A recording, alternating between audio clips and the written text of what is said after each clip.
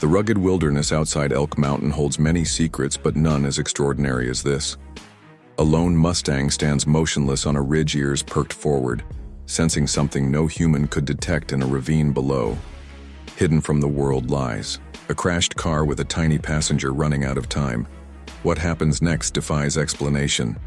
A wild horse's desperate attempt to save an infant trapped in wreckage. A journey that will forge an unbreakable bond between animal and child, and ultimately change the fate of an entire community. Before we jump back in, tell us where you're tuning in from, and if this story touches you, make sure you're subscribed, because tomorrow I've saved something extra special for you. The morning sun cast long shadows across Elk Mountain's eastern ridge as a lone Mustang grazed among the wild grasses. His coat, GLE copper in the early light muscles, rippling beneath his hide as he moved with the natural grace of a creature born to this rugged landscape. The locals had spotted him occasionally over the years, a survivor, a holdout from the once thriving herds that had roamed these mountains for generations. Suddenly the Mustang's head jerked up, ears swiveling forward. He stood motionless, nostrils flaring. Something had changed in his world, a sound, a scent, a disturbance in the natural order of things. For several moments, he remained frozen, as if listening to a distant call that no human ear could detect without warning. He bolted, powerful, legs carrying him across the rocky terrain with purpose and urgency. He moved not with the random flight of a startled animal, but with deliberate direction, as if drawn by some invisible force miles away on the winding mountain road that connected Elk Mountain to the nearest city. Jessica Johnson clutched her infant daughter Emma to her chest. The young mother's eyes darted nervously to the road ahead as dark clouds gathered above the mountain peaks. "Maybe we should turn back," she said, glancing at her husband Robert, who drove with both hands firmly on the wheel. The weather report said there might be storms. Robert shook his head, eyes still on the treehouse curves ahead. "We can't miss this appointment. Dr. Bennett is the only specialist within 100 miles who can help with Emma's condition." Jessica nodded reluctantly, looking down at their 6-month-old daughter's peaceful, sleeping face. Emma had been born with a heart condition that required regular monitoring. Today's appointment had been scheduled for weeks. "I know," she sighed. "I just hate this road, especially when the weather turns." As if summoned by her words, the first heavy raindrops began to strike the windshield quickly, intensifying into a downpour that reduced visibility to mere feet ahead of their sedan. "Robert, please slow down," Jessica pleaded, her arms tightening protectively around Emma. "I am slowing down," he assured her, leaning forward as he strained to see through the curtain of water. "We'll be fine, just another 20 minutes and we'll be." His words were cut short as their car hit a patch of mud washing across the road. In an instant, the vehicle began to hydroplane, tires losing all purchase on the slick surface. Robert fought the wheel as Jessica screamed. The car spun wildly twice before crashing through the guardrail and plummeting down the steep ravine below. The impact came in violent stages, metal crumpling against rock glass, shattering the car, rolling once before coming to rest on its side against a cluster of pines halfway down the slope. Then silence, broken only by the steady drumming of rain and the occasional groan of stressed metal. Cooling in the downpour inside the wreckage, Jessica hung limp against her seatbelt, blood streaming from a gash on her forehead. Robert was motionless, pinned between the steering wheel and his seat, and little Emma, torn from her mother's arms by the 4x4 of the crash, lay in her car seat, which had been ripped from its base and flung into the back of the vehicle. The baby's cries, weak but persistent, went unheard by her unconscious parents. They went unheard by the occasional car passing on the road above. Drivers focused on navigating the treacherous conditions. They went unheard by anyone who might have helped anyone, that is, except a copper-colored Mustang who had never before approached this part of the mountain. The wild horse picked his way carefully down the slope, hooves finding purchase where human feet would have slipped and fallen. He moved with determination, pausing occasionally to lift his head and listen. The rain had begun to ease, but water still streamed down the hillside, making the descent treacherous. When the Mustang reached the crashed vehicle, he circled it cautiously, nostrils flaring at the strange sense of gasoline, metal, and blood. He stopped at the shattered rear window, where Emma's cries had weakened to whimpers. The horse lowered his head, nickering softly, as if in response to the infant's distress. For several long, Moments he remained beside the car, occasionally pouring at the ground or pushing his muzzle toward the window. Then with sudden decision he turned and galloped back up the slope toward the road above. On that same road, Lily Harrison sat in the backseat of her parents' truck, her face pressed against the window as she watched raindrops race down the glass. At 8 years old, Lily had always been different from other children, quieter, more observant, with an uncanny connection to animals that both delighted and concerned her parents. Dad stopped the car. She suddenly cried out, sitting bolt upright. Tom Harrison glanced in the rearview mirror at his daughter. "What is it, Lily?" "There's a horse on the road. He needs help." "Maya." Harrison turned in the passenger seat to look at her daughter. "Honey, there's no horse out there. It's just the rain. Playing tricks on your eyes, no." "Mom, he's real." Lily insisted, her voice rising with urgency. "Please, Dad, stop the car." Something in his daughter's tone made Tom slow the vehicle. He'd learned over the years that Lily's unusual instincts were rarely wrong, especially when it came to animals. As the truck rounded the bend, headlights illuminated a sight that made both parents gasp. A wild Mustang stood in the middle of the A road, his coat dark with rain steam rising from his body in the cool air. "My God," Maya whispered, "it is a horse." Tom brought the truck to a complete stop about 50 ft from the animal. The Mustang stood his ground, staring directly at them. "He's beautiful," Lily breathed, already unbuckling her seatbelt. "Lily, stay in the car," Tom warned, but his daughter was already opening her door. "He wants us to follow him," she said with absolute certainty. "Something's wrong, Lily Harrison. You get back in this car right now," Maya called, but the girl was already standing on the wet asphalt facing the wild horse, with no sign of fear. Tom quickly exited the driver's side. "Lily, that's a wild animal. It could be dangerous." The Mustang tossed his head and pawed at the ground impatiently. Then, to the astonishment of both parents, he trotted a few steps toward the guardrail, stopped and looked back at them expectantly. "See," Lily said, "he's trying to show us something." Tom approached his daughter, cautiously ready to grab her if the horse made any threatening moves. But the Mustang merely nickered softly and again moved toward the damaged section of guardrail. "Tom," Maya called from the truck, her voice tight with concern.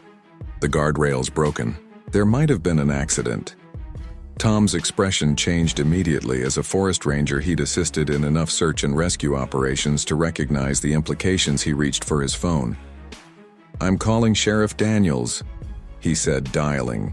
"Quickly, stay with your mother, Lily." But Lily's attention remained fixed on the Mustang. "He knows where they are," she murmured. "He's been trying to get help." As Tom spoke urgently into his phone, the horse once again approached the guardrail, and this time gave a loud, insistent whinny. "Sheriff, I'm about 12 mil out on Mountain Pass Road."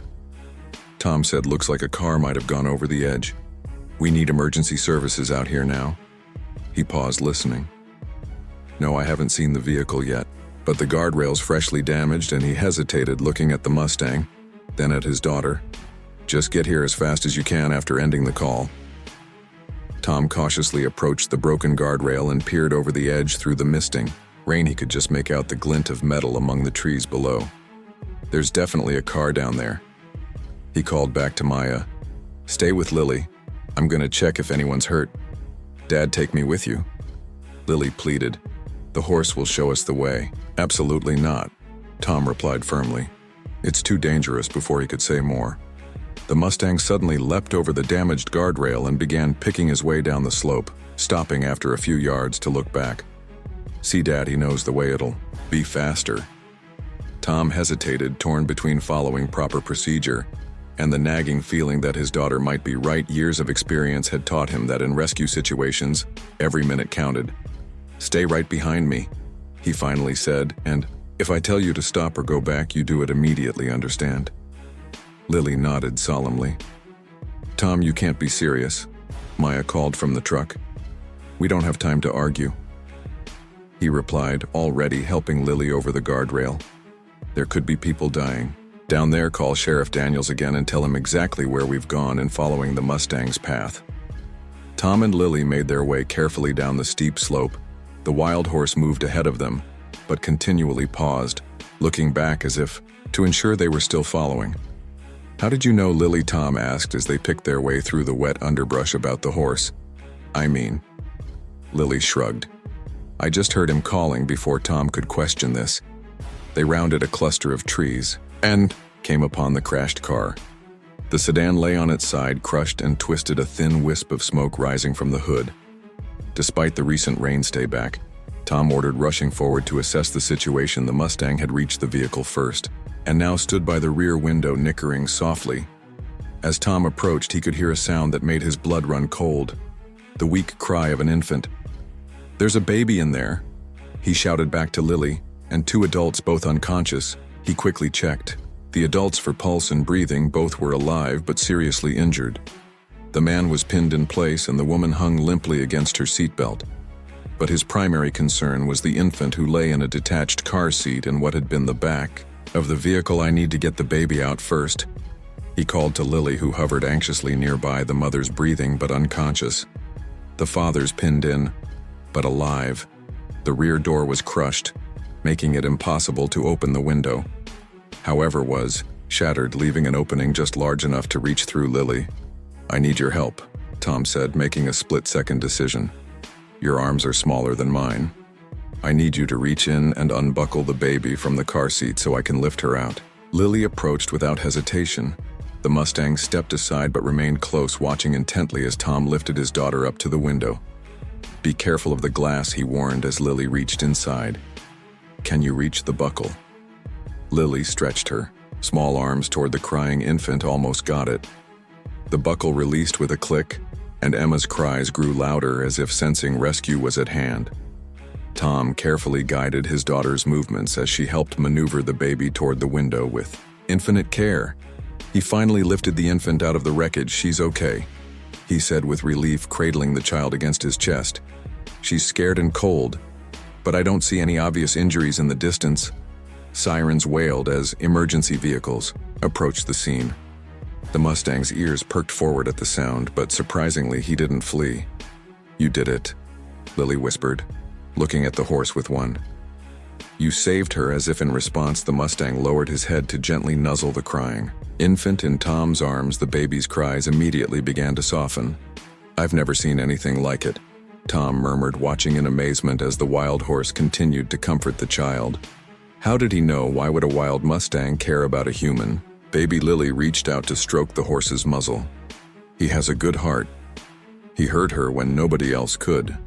The wail of sirens grew louder as rescue vehicles arrived at the road above. The Mustang's head lifted at the sound, ears flicking nervously. "It's okay," Lily said softly to the horse.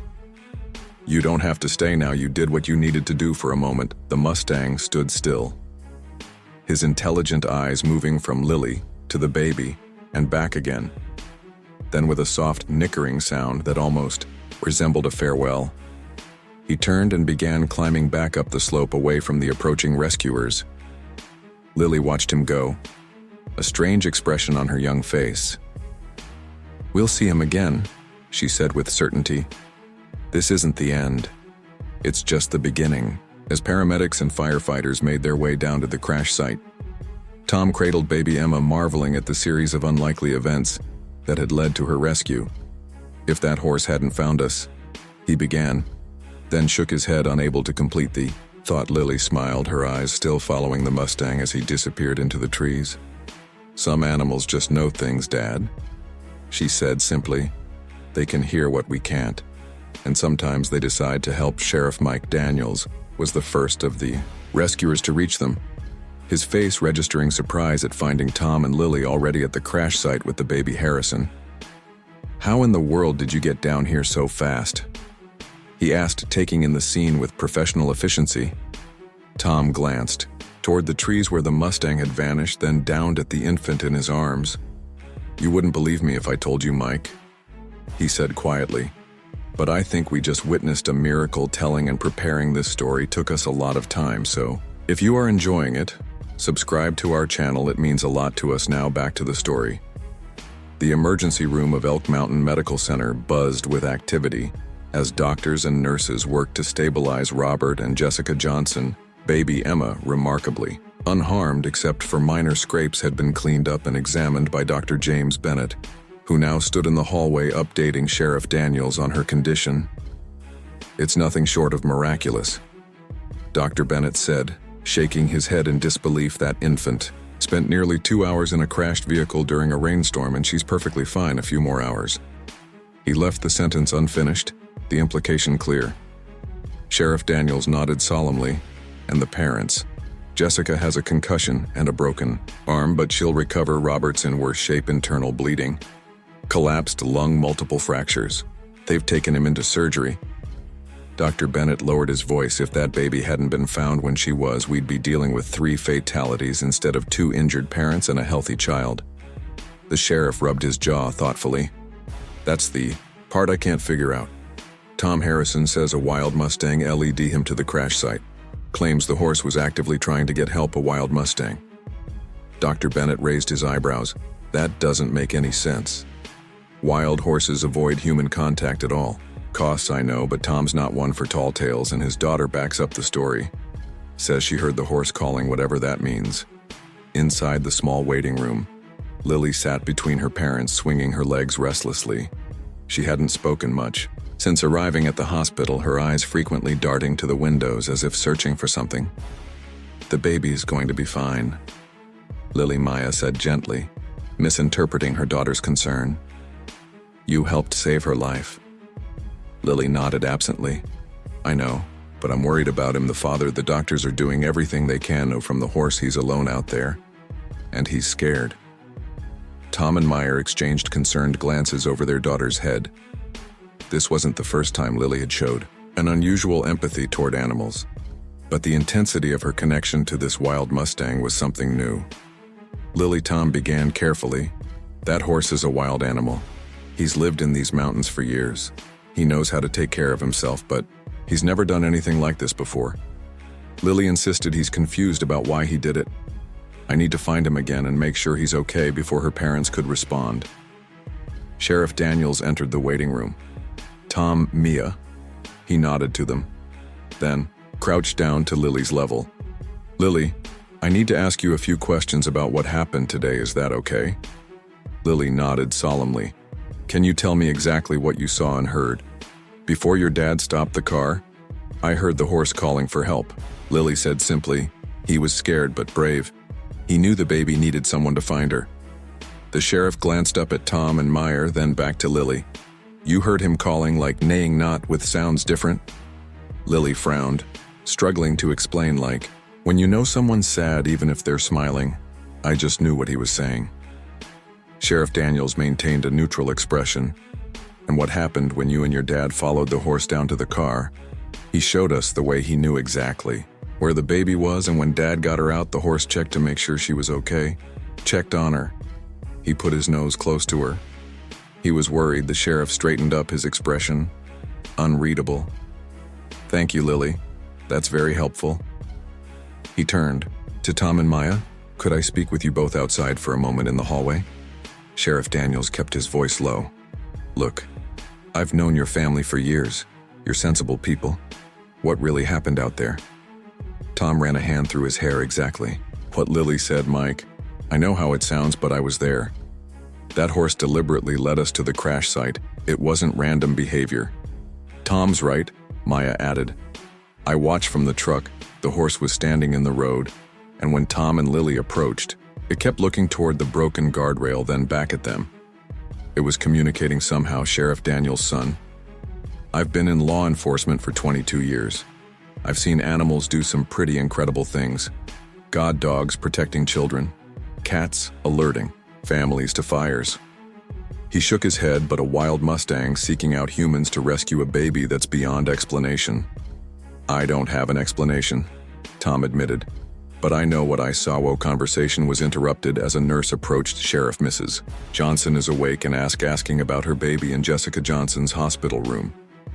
The young mother lay pale against the white sheets, her arm in a cast, her eyes red from crying, as she cradled Emma against her chest. "My husband?" she asked as the sheriff entered. "Still in surgery, ma'am.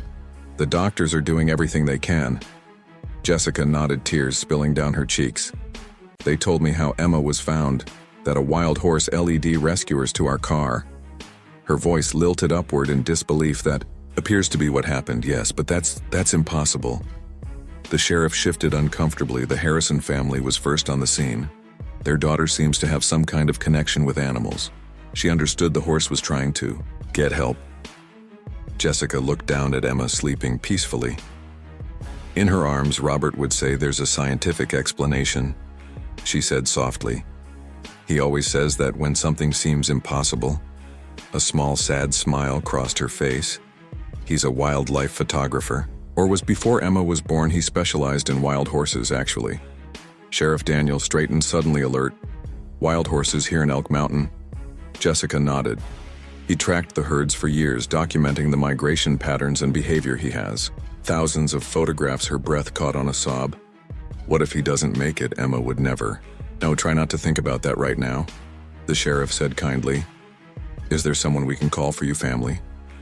Jessica shook her head. "We're new to the area. Robert's job relocated us about 6 months ago. We don't know many people yet." Back in the waiting room, Lily had fallen asleep against her mother's shoulder. The events of the day had finally caught up with her, though her sleep was restless, her eyelids fluttering as if in response to dreams. "She's exhausted," Maya whispered as Tom rejoined. "Then we should take her home." Tom nodded gently, lifting his daughter into his arms as they walked toward the exit. Lily suddenly stirred. "He's coming back," she murmured, her eyes still closed. "Who, sweetie?" Maya asked. "The copper horse he wants to make. Sure the baby's okay?" Tom and Mir exchanged concerned glances over their daughter's head, but said nothing as they carried her to their truck. The news of the miraculous rescue spread quickly through Elk Mountain by morning. The story of the wild Mustang who had led rescuers to a crashed car and saved an infant's life had reached every household in the small community. Bill Thompson, reporter for the Elk Mountain Gaz, sat across from Sheriff Daniels in the small police station, his recorder running. "So you're confirming that a wild horse was involved in yesterday's rescue on Mountain Pass Road?" Bill asked, leaning forward eagerly. Sheriff Daniels sighed. "What I can confirm is that Tom Harrison and his daughter were led to the crash site by a Mustang displaying unusual behavior. The rest is open to interpretation. But the Harrison girl claims she could communicate with the horse." "I'm not getting into that, Bill. Lily Harrison is 8 years old. What matters is that the Johnson family was found in time and baby Emma is safe and the father, Robert Johnson, still in critical condition. That's all the hospital will release at this time." After the interview, Sheriff Daniels drove out to the Harrison home, a modest ranch house on the outskirts of town. Maya answered the door, looking tired but composed. "Mike, come in. Tom's out back with Lily." Sheriff Daniels followed her through the house to the rear porch where Tom and Lily sat side by side on the steps, looking out over the meadow that stretched from their backyard to the edge of the forest. Sheriff Lily jumped up, her face brightening. "Did you come to talk about the copper horse?" "Partly," he admitted, taking a seat next to Tom. "I also wanted to let you know that Robert Johnson made it through surgery. He's still critical, but the doctors are cautiously optimistic." Tom nodded, relief evident in his expression. "That's good news. How's Jessica doing? Better now that she has Emma with her?" "She told me something interesting, though. Robert Johnson was a wildlife photographer who specialized in documenting wild horses in this region." Tom raised his eyebrows. "You think there's a connection?" "I don't know, but it's a strange coincidence, don't you think?" Lily, who had been listening, intently spoke up. "It's not a coincidence. The copper horse knew them. That's why he found their car." Both men turned to her, surprised. "What makes you say that, Lily?" Sheriff Daniels asked gently. "He told me in my dream last night." Maya, who had been standing in the doorway, stepped forward. "Lily's been having dreams about the horse since yesterday. She insisted we leave food and water at the edge of our property this morning." "And did the horse come?" Sheriff Daniels asked. Lily shook her head. "Not yet, but he will. He's watching us right now." All three adults instinctively turned toward the meadow and the forest. Beyond, there was no sign of a horse yet. Something about Lily's certainty sent a chill down Sheriff Daniels' spine.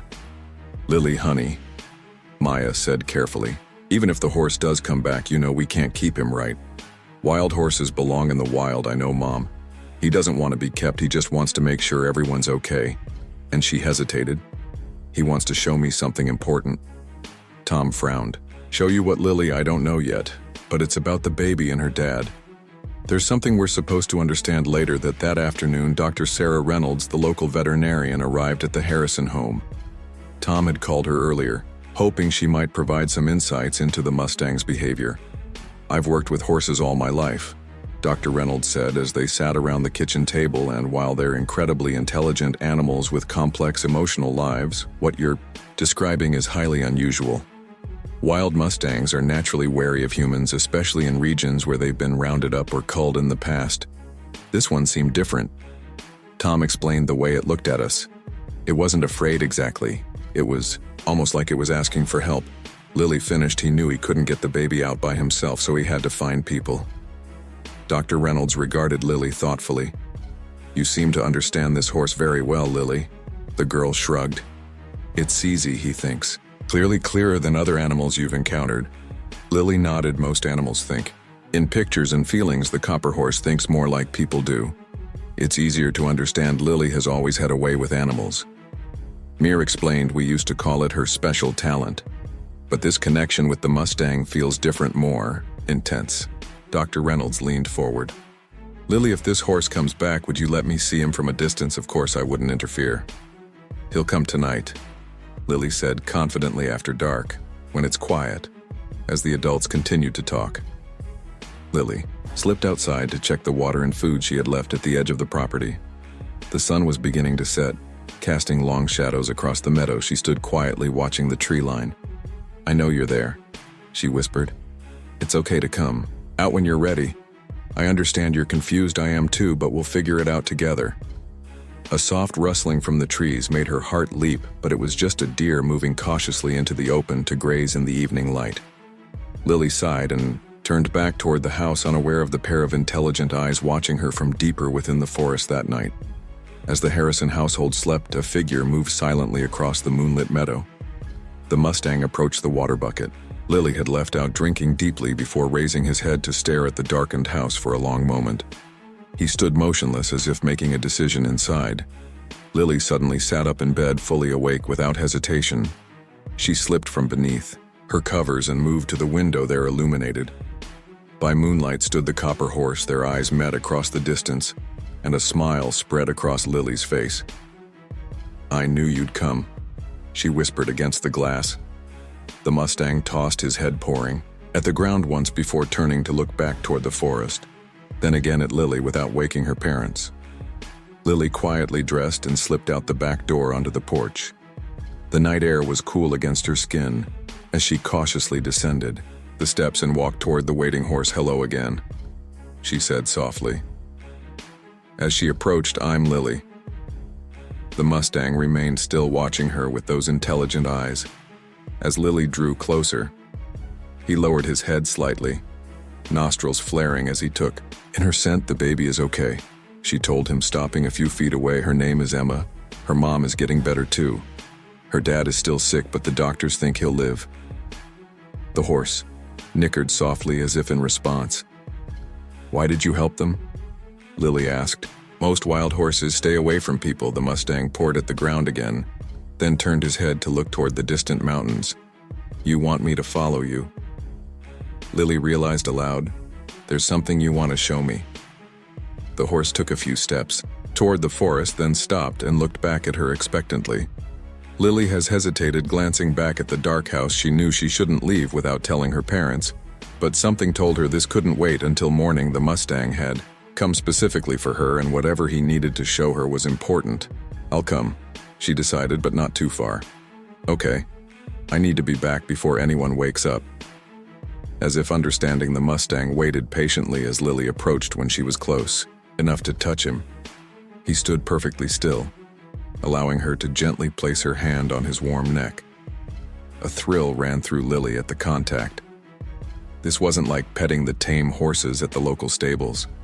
This was a wild creature, free and untamed, choosing to trust her lead. The way she whispered, "I'm ready." The forest at night was a tapestry of shadows and silver moonlight. Lily followed the Mustang along what appeared to be a game trail, narrow but well-worn. The horse moved slowly, frequently, looking back to ensure she was still following. Despite the darkness, Lily felt no fear, only a growing sense of anticipation. They traveled for what seemed like a long time. Though Lily suspected it was less than an hour, the trail began to slope upward and the trees thinned as they climbed.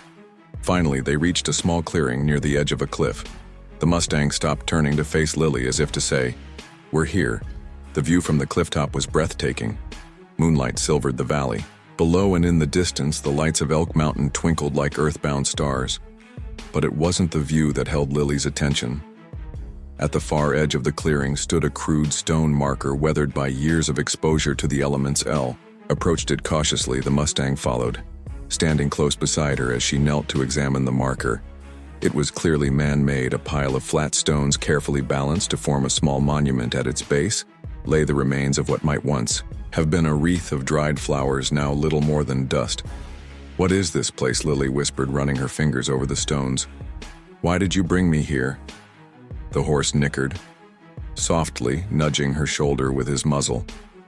Then he pawed at the ground near the marker, exposing something partly buried in the soil. Lily reached down and carefully extracted the object, a tarnished metal tag attached to a frayed leather cord brushing off the dirt. Lily held the tag up to catch the moonlight. Engraved on its surface was a single word. "Spirit, spirit." She read aloud, looking up at the Mustang. "Is that your name?" The horse tossed his head, pawing the ground again. "No," Lily realized, "not you, someone else." Her eyes widened as understanding dawned. There was another horse here, one that someone cared about. The Mustang, not Spirit, moved to the cliff edge, gazing out over the valley. Lily joined him, the tag still clutched in her hand. "This place was special to someone," she murmured. "They lost a horse named Spirit, and they made this marker to remember." As if in response, the Mustang began to make his way down a narrow path that descended from the cliff. Lily hesitated only briefly before following. The path was steep but navigable, winding down through rocky outcroppings until it opened onto another larger clearing. Here, sheltered by the cliff above, stood the remains of what had once been in a small cabin. The roof had long since collapsed and nature had begun to reclaim the structure. Wildflowers grew through the rotted floorboards, and a young aspen sapling pushed up through what had once been the doorway. Lily approached the ruins cautiously. Someone lived here. The Mustang moved to what appeared to have been the cabin's front porch and pawed at a spot near the steps. Lily knelt beside him and began to clear away the debris. Her fingers soon touched something solid, a metal box about the size of a thick book, partially buried in the soil. The box was rusted but intact, its hinges creaking in protest as Lily carefully opened it. Inside, protected from the elements, lay a collection of photographs and a small leather-bound journal. Lily lifted out one of the photos, holding it up to catch the moonlight filtering through the trees. The image showed a younger man, perhaps in his early 20s, standing beside a copper. Colored for the man's face was partially visible. His attention focused on the young horse beside him. Lily gasped, looking up at the Mustang, who watched her intently. "Is this you?" she whispered, comparing the fold in the photograph to the adult horse. Before her, the Mustang nickered softly, stepping closer to examine the photo himself. Lily Carey returned the photograph to the box and picked up the journal. The leather was cracked with age, but the pages inside remained legible. She opened to the first entry, dated 15 years earlier.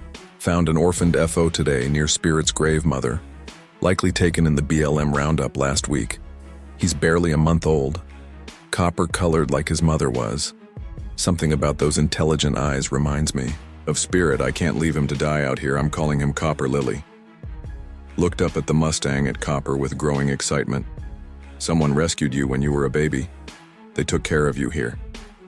She continued reading, skimming through entries that documented Copper's growth from a fragile orphan to a strong young horse. The journal's author had clearly intended to rehabilitate the FO and eventually release him back to the wild. But as the months passed, a deep bond had formed between them. Lily paused at an entry dated nearly a year after the first Copper's first birthday today. "He's growing into a magnificent young horse, intelligent, beyond any animal I've encountered sometimes. I swear he understands every word I say. He follows me everywhere, curious about my photography equipment, playful one moment and solemnly attentive the next. I know I should be preparing him for release, but I can't imagine these mountains without him nearby." The next several entries detailed Copper's training not to be ridden but to live safely in the wild while maintaining a connection with humans. The author had taught the young horse to avoid roads, stay clear of hunters, and recognize safe water sources. A photograph slipped from between the pages, the same man now clearly recognizable despite his younger appearance standing beside the adolescent Copper against the backdrop of the cliff face. Lily stared at the image, recognition dawning slowly. "This is Emma's dad," she gasped. "Robert Johnson." The pieces began falling into place in Lily's mind. Robert Johnson, wildlife photographer specializing in wild horses, had rescued an orphaned FO and raised him in secret, preparing him for eventual return to the wild. But something had happened, something that had separated them. Lily flipped forward through the journal, scanning for clues. The entries abruptly changed in tone about 2 years after the first one received notice. "Today the land has been sold to developers. Construction begins. In spring they're planning a luxury wilderness retreat, whatever that means, all this." The writing became agitated, the pen pressing deeply into the paper. All this wild beauty carved up and commodified, and what of the horses? What of Copper? Where will they go when the bulldozers come? The next few entries detailed the author's frantic efforts to find a way to protect the land and the wild horses that called it home. Petitions, town meetings, appeals to conservation organizations, all successful. The final entry was brief and heartbreaking. "I have to leave. The new owners have made it clear that squatters will be prosecuted. Copper refuses to go beyond the boundaries of this valley. It's the only home he's ever known. I've tried everything to coax him further, but he always returns better. He remains wild than be captured and broken. I have to trust that he'll find a way to survive. Forgive me, old friend, I never meant to abandon you." Lily closed the journal, tears welling in her eyes. She looked up at Copper, who stood watching her with those intelligent, knowing eyes. "You weren't just randomly passing by when you found the car crash," she whispered. "You recognized Robert, didn't you? After all these years, you knew him." Copper lowered his head, gently nuzzling the box of memories. Lily carefully repacked the journal and photographs. Closing the rusted lid, "We need to show this to Robert," she said decisively. "He needs to know you're still here, that you survived, and that you saved his baby." The eastern sky was beginning to lighten as Lily and Copper made their way back through the forest. Lily clutched the metal box tightly, her mind racing with all she had discovered. Copper led her confidently through the trees, occasionally stopping to ensure she was still following. As they neared the edge of the Harrison property, the first golden rays of dawn were spreading across the meadow. Lily suddenly realized how long she had been gone. Her parents would be waking soon if they hadn't already, and would be frantic to find her bed empty. "I need to hurry," she told Copper. "Will you come with me to my house?" The Mustang hesitated, clearly uncomfortable with the idea of approaching the building so openly.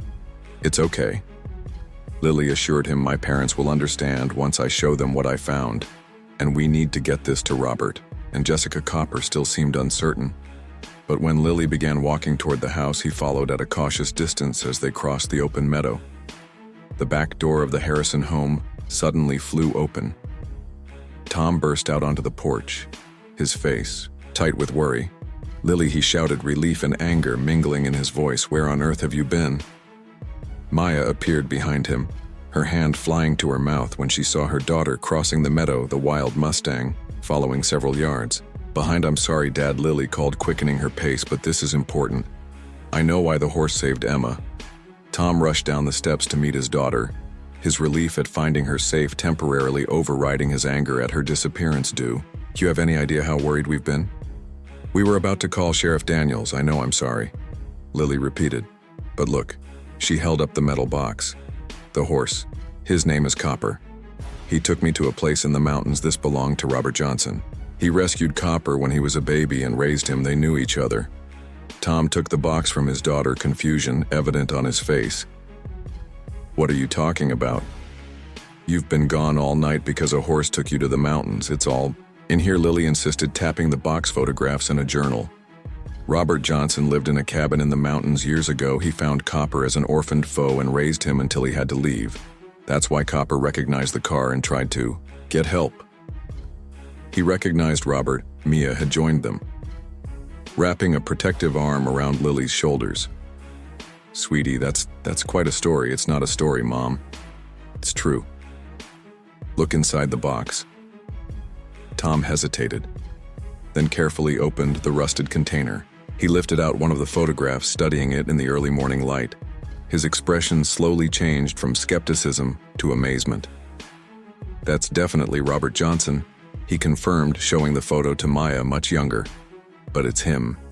"And that's Copper," Lily said, pointing to the FO in the image, then to the Mustang who stood watching them from the edge of the meadow. "He's the same horse all grown up." Tom pulled out the journal quickly, skimming several entries. "This is incredible," he murmured. "If this is authentic, it means Robert Johnson had a deep connection with that Mustang years ago. It explains why the horse went to such lengths to get help after the crash."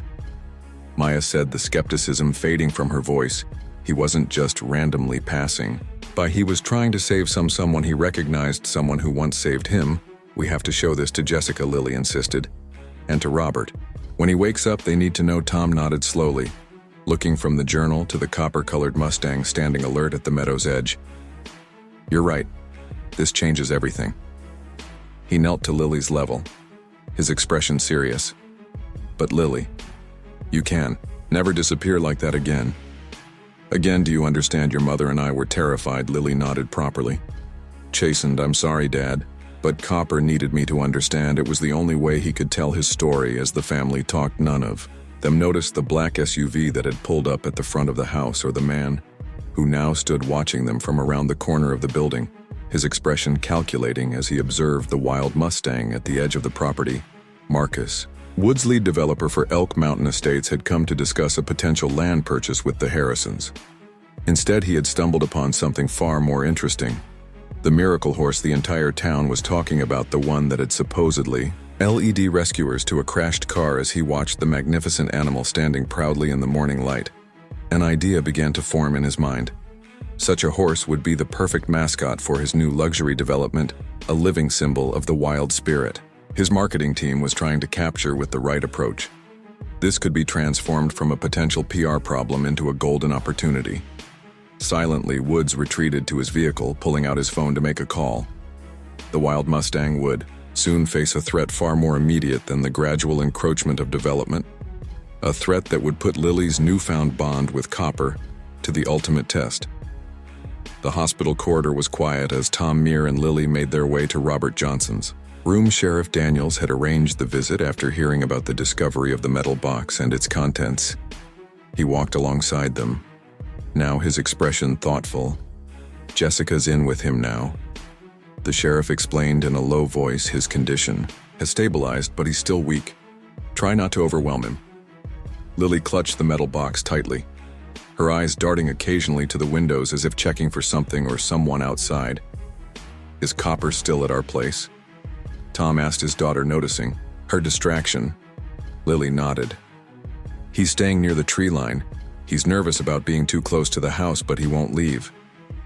"I still can't believe any of this," Maya murmured. "If I hadn't seen the photographs and journal myself." They paused outside Robert's room as Sheriff Daniels knocked gently on the door. Jessica's voice called for them to enter inside. The young mother sat beside her husband's bed, baby Emma sleeping peacefully in a small portable crib nearby. Robert Johnson looked pale against the white hospital sheets, various tubes and monitors connecting him to medical equipment. But his eyes were open and alert. "Robert, Jessica," Sheriff Daniels began. "This is Tom Harrison and his family. They were first on the scene at your accident. The ones who found us," Jessica said, standing to shake hands with Tom and Meyer. "The doctors told us what happened. How you followed a wild horse to our car." Her voice held a note of lingering disbelief. "We can never thank you enough." Robert's gaze moved past the adults to Lily, who stood slightly behind her parents, still holding the metal box. "You must be Lily," he said, his voice weak but warm. "Jessica told me you were the one who heard the horse calling for help." Lily stepped forward. "His name is Copper," she said directly, "and he knows you." A puzzled expression crossed Robert's face. "Knows me?" Lily placed the metal box on the bed beside him. "He took me to your old cabin last night in the mountains. I found this. Robert stared at the rusted box, his face draining of what little color it had. With trembling hands, he reached for it, running his fingers over the lid as if unable to believe what he was seeing. My journal, he whispered, my photographs. How did you? Copper showed me, Lily explained. Simply, he wanted me to understand why he helped you. Robert opened the box with shaking hands, lifting out the top photograph. The image of himself as a young man standing beside the copper-colored foe. Jessica moved closer, peering over his shoulder. Robert, what is this? Who's that with you? A lifetime ago, Robert murmured, his eyes filled with wonder. Before development pushed into the mountains, before everything changed. He looked up at Lily. You're saying the Mustang that found our car was Copper? Lily confirmed. The foe you rescued. He recognized you after all these years. Robert leaned back against his pillows, overwhelmed. I can't believe he survived, he said softly. When I had to leave, I tried to get him to follow me beyond the mountains, but he wouldn't go. This valley was the only home he never known. Jessica picked up the journal, opening it to the first page. You never told me about this, she said, a hint of hurt in her voice. It was too painful. Robert admitted. I thought I'd failed him, left him to die or be captured when the developers moved in. He turned to Sheriff Daniels. What happened with the Elk Mountain Estates project, the luxury resort they were planning? The economy tanked before construct production really got going. Sheriff Daniels explained. The company went bankrupt and the land remained undeveloped. But there's a new push. Now different companies, similar plans. Marcus Woods has been buying up parcels all around the mountain. Robert's expression darkened. The same threat, just delayed a few years. He looked at Lily intently. Where is Copper now? At our house, Lily answered. He's staying in the woods at the edge of our property. He's waiting. Waiting for what? For you to get better. I think he wants to make sure you're okay. Robert's eyes filled with tears. After all this time, he whispered. After I abandoned him. You didn't abandon him, Jessica said firmly, squeezing her husband's hand. You did what you had to do. A soft sound from the portable crib drew everyone's attention. Baby. Emma was awake, her tiny hands reaching upward. Jessica lifted her daughter, cradling her close. She wouldn't be here if not for Copper, she said quietly. None of us would. Robert nodded, his gaze returning to the photograph in his hands. I need to see him, he said with sudden determination. As soon as the doctors clear me to leave, I need to see Copper again. Before anyone could respond, the door opened and a nurse entered to check Robert's vital signs. I'm sorry, she said, noticing the crowd, but Mr. Johnson needs his rest now. Doctor's orders. As they prepared to leave, Robert caught Lily's hand. Thank you, he said earnestly, for believing what Copper was trying to tell you. Not many would have understood. Lily smiled. That's what my parents always say, that I understand animals better than most people do outside the hospital. Sheriff Daniels accompanied the Harrison family to their truck. I'd like to see this Mustang myself, he said. If what you found is authentic, and it certainly appears to be, we might have legal grounds to challenge the new development plans for that area. How so? Tom asked. If we can prove that the land contains historically significant sites related to wild horse conservation efforts, it could trigger a review under the National Historic Preservation Act.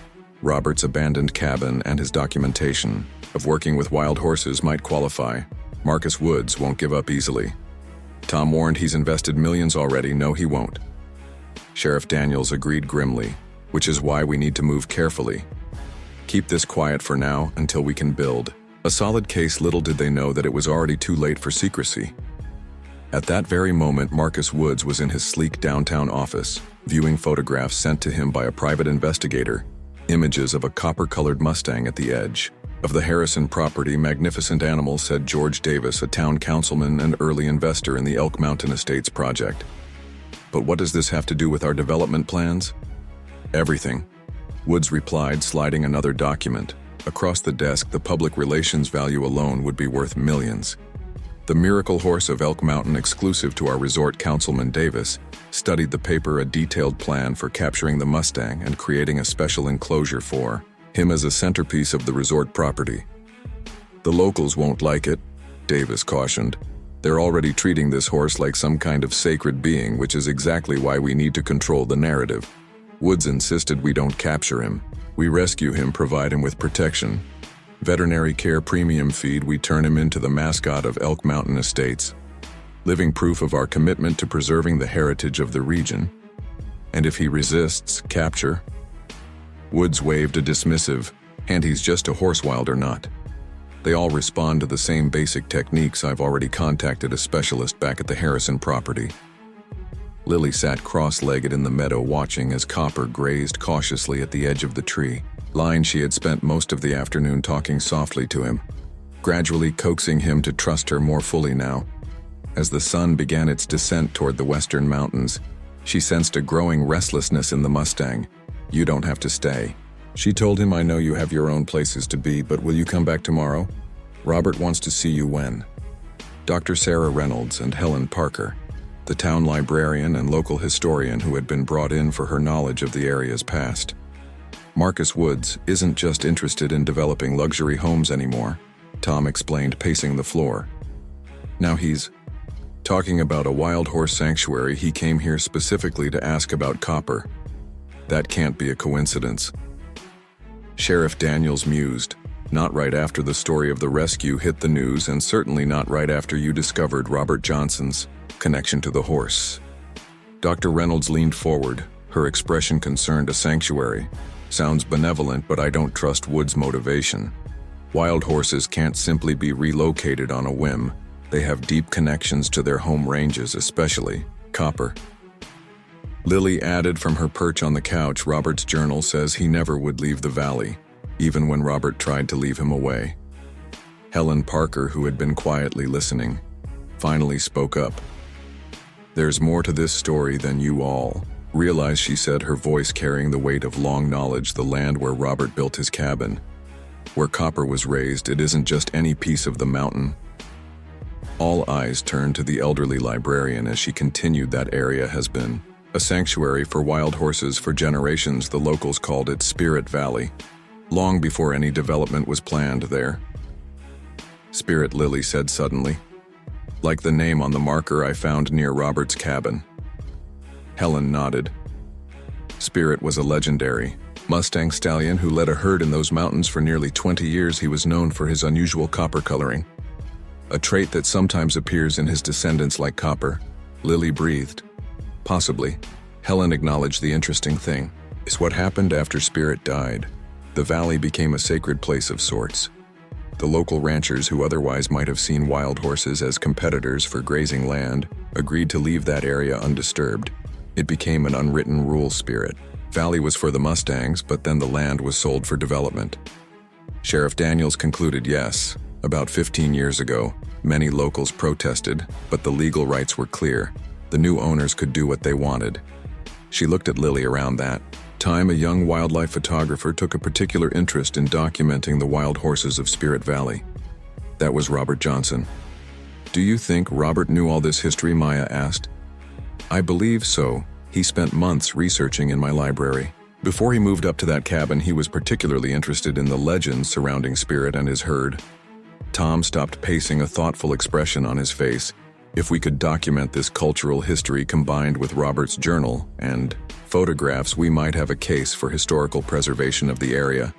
"It won't be easy," Sheriff Daniels cautioned. "Woods has a lot of money and influence behind this project, but we have something he doesn't," Lily said confidently. "We have the truth and we have Copper." As the adults continued their discussion, Lily slipped outside onto the back porch. The night was clear, stars blazing above the dark silhouettes of the mountains. Somewhere out there, Copper was watching, waiting. And now, Lily realized he was in danger. "I'll protect you," she whispered to the night. "I promise." Dawn broke over Elk Mountain in a wash of pink and gold. Lily had barely slept, her mind filled with worry for Copper and plans for his protection.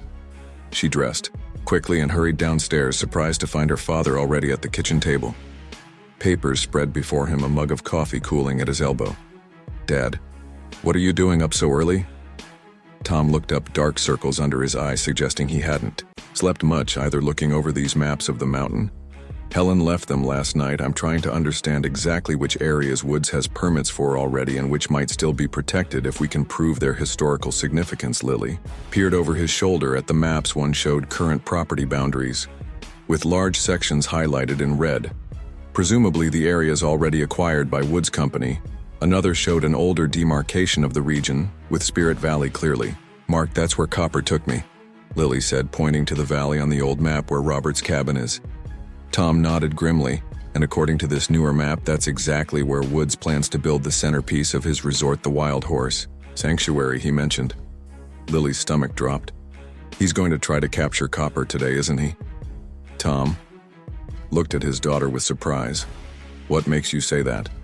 The way he was looking at him yesterday? Like Copper was already his?"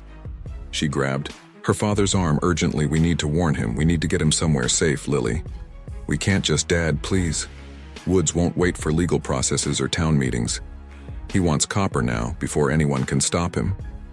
Tom studied his daughter's face. Recognizing the depth of her conviction, after a moment he nodded.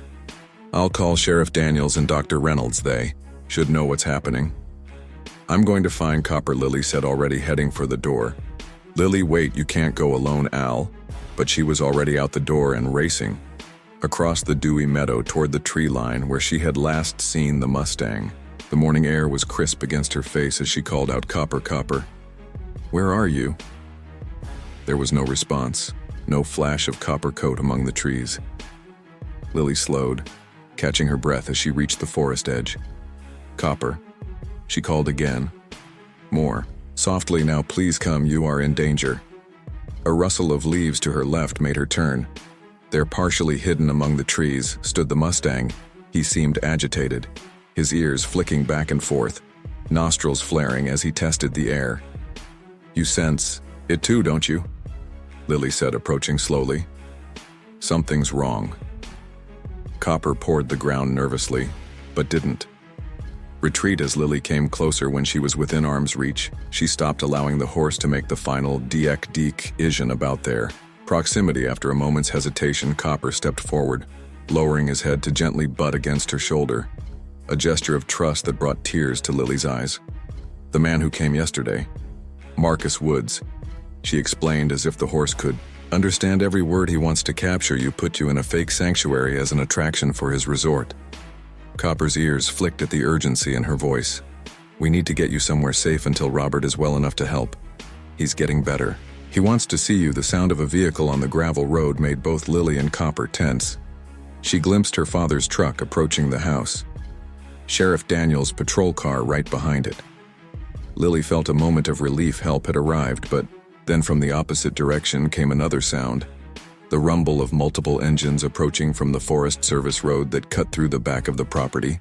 Copper heard it too, his head rising sharply, body tensing for flight. "No, Lily," whispered, suddenly understanding they're coming from both directions in that moment. A plan formed in her mind, desperate and risky, but the only option she could see. "Copper," she said urgently, placing her hand on the Mustang's strong neck. "Can you take me to Spirit Valley, to Robert's cabin now?" The horse seemed to understand the urgency.